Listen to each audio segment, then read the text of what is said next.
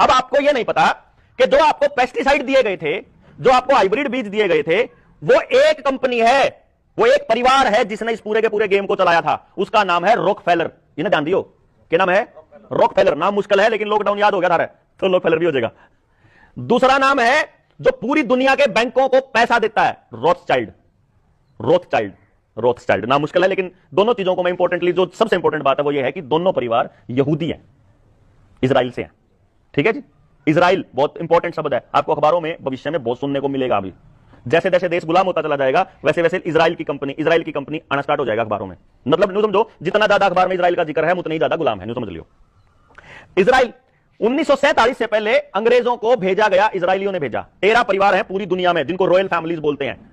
उनको कुछ लोग इल्यूमिनाती बोलते हैं, कुछ लोग कुछ बोलते हैं, कुछ लोग कुछ बोलते हैं, लेकिन असली बात है कि उन परिवारों ने यह निर्णय लिया कि पूरी दुनिया के संसाधनों पे और लोगों पर कब्जा किया जाए। जीने का हक केवल हमको है क्योंकि हम प्योर ब्लड हैं, हमारे अंदर कोई केमिकल आज तक नहीं गया, और जो बाकी हैं ये कीड़े मकोड़े हैं, कबाड़ हैं, इनको या तो मर जाना चाहिए नहीं तो हमारे हिसाब से चलना चाहिए। तो ये वहां से भेजे, वहां से वास्को डी गामा पुर्तगाली भेजे इंडिया की तरफ। नुका अगर भारत की खोज किसने की थी, है ना? अमेरिका की खोज कोलंबस ने करी थी। आधे न्यून भेज दिए, आधे उड़ान भेज दिए। उड़ान जो आए वो इंग्लैंड के रस्त इंग्लैंड वाले भेजे, अंग्रेजों को नौकर बना के भेजा।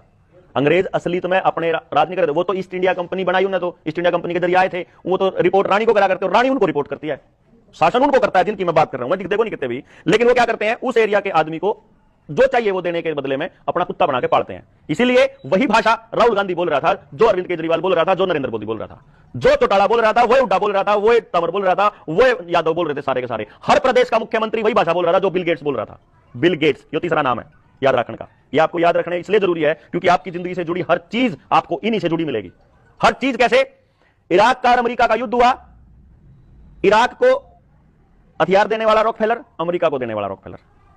द्वितीय विश्व युद्ध हुआ, जर्मनी को हथियार देने वाला रॉकफेलर फोर्ड फाउंडेशन, और उधर जर्मनी के साथ इंग्लैंड को देने वाले भी वही। दोनों का नहीं, दो भाइयां लड़वा हुआ, दोनों गंडा से बेचा है, समझ गए? दोनों बंदूक भी बेचा, दोनों लड़वा हुआ भी। अब इराक युद्ध करने के बाद 60% तेल के कुओं पे कब्जा किसका? रॉकफेलर का। इस टाइम पूरी दुनिया में, यानी आपकी गाड़ी चल दी हो, पेट्रोल चल रहा हो, डीजल बेच दो, केरोसिन ऑयल बेच दो, सीएनजी चला दो, सारा का सारा पैसा रॉकफेलर के पास जा रहा है।